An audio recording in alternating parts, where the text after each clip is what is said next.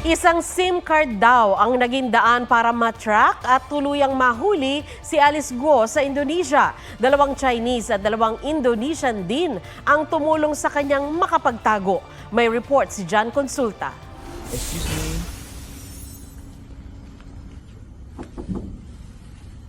me. Guardia ng townhouse ang makikitang kumakatok sa pintuan ng unit na ito habang nakatago sa gilid ang Indonesian police. Come on, come on. I am Interpol. Hey, Alice. Alice. What happened? Yeah. No, nothing happened. You just follow us, okay? Okay, let me change.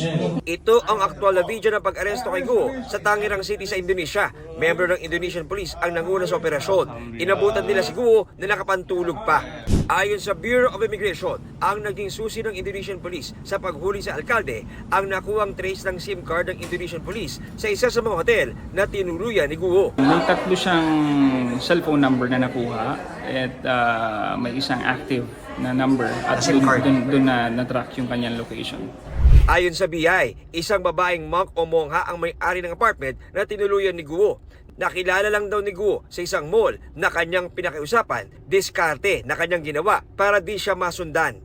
Natuklasan din ng mga otoridad na 4 na tao ang tumulong kay Alice para makapagtago sa Indonesia, mga Chinese at Indonesian. Naging malaking tulong sa amin nung na-identify namin yung mga local contacts na dito at may Chinese din na kasama. Siya yung nagpo-provide ng logistics na dito, pati yung sa mga hotels at yung mga locals na contacts nila, sila yung ginagamit nila na pangalan sa mga hotel na tinutuluyan niya.